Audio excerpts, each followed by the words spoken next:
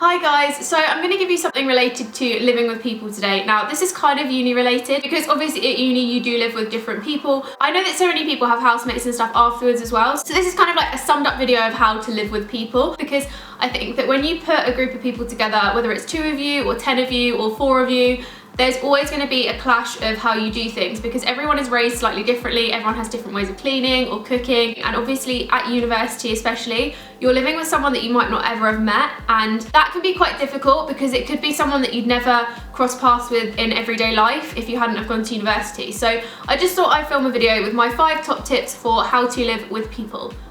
So tip number 1 is to respect each other. I think this is kind of a given because no matter what you do in life, you should respect the people around you. But living with other people, you really need to respect each other's space, each other's privacy. You need to respect pretty much everything about that person and different parts of them that you might not have had to think about if you didn't live together. So for example, if you have friends over, just let your housemate know that they're coming. Don't let them turn up one day and just find this random person in your house, or even family members and stuff, because it just gives them a warning and lets them know. I also think that you need to respect each other's space because I find myself that I'm quite a outgoing person. I love spending time with other people, I love being sociable, but I also equally love my space and I love being alone. So I know sometimes that if I'm just sat in my bedroom, I don't necessarily want someone to come in and start chatting to me. So I think to know each other's boundaries with things like that and to be able to respect each other's space is really important.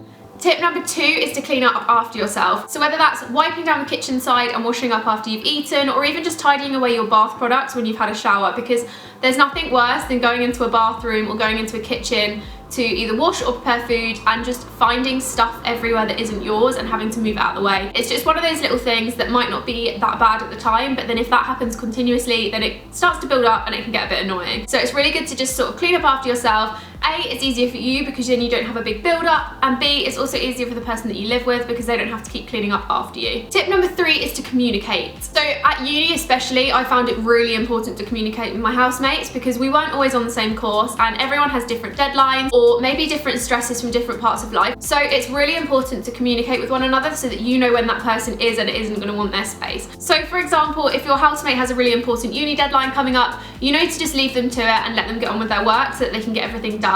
But equally, if they've got a really busy week at work, you know that they're going to be a bit more stressed and you probably just need to give them a bit more space. But communication also works in a way of things like bill splitting, because if you're living together, the chances are you're going to have to pay the bills and you're going to have to find a way to equally split those bills. An app that I found that works really well for something like this, that I only discovered at the end of my 3rd year of uni, is called Splittable. Now Splittable is basically an app where you can log on, you can make a sort of home, and it means you can easily split bills between one another, whether that's things like food shopping or the internet bill or rent or anything like that. You can really easily track who paid what, who needs to owe who what. It just makes life a lot easier because you don't have to have the awkward conversation all the time of, oh, by the way, you owe me £20. You can just do it through the app, they get a notification, and it saves all the awkward conversations about you owe me money, because no one really likes to have those conversations, and as much as you could be best friends, that kind of conversation can be really awkward. Tip number 4 is to spend time together. Now this kind of goes with communication as well, but I find it really important to spend time with your housemates.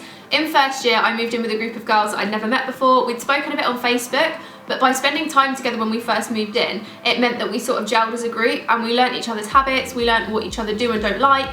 We knew who wanted a bit more space, who liked to be sociable more. For example, you could say that housemate A, let's call her Francesca, really likes to be sociable on the weekend, but during the week she likes to be left alone and just get on with her own thing. Whereas housemate B, let's call her Hannah, could really like being sociable in the week, but never like speaking at other periods of time. It's just getting to know that person, and then you could end up friends, and that's really great. And sometimes it's good to talk to your housemate about things because they might not be your friend on the outside, but you do live with them and they're probably quite good for advice. So it's good just to have someone that you can chat to that isn't necessarily your best friend, but there's someone that you would choose to trust if you needed to talk about something. And tip number 5 is to do your fair share. This kind of relates more to the cleaning side of things. So that could be things like hoovering or cleaning the toilet or things like taking the bins out. It's a task that pretty much is left to anyone, and you shouldn't just feel like you only have to do your bit, because at the end of the day you are living together and you do need to respect each other enough to do your fair share and not leave all the housework to someone else. Because think how you'd feel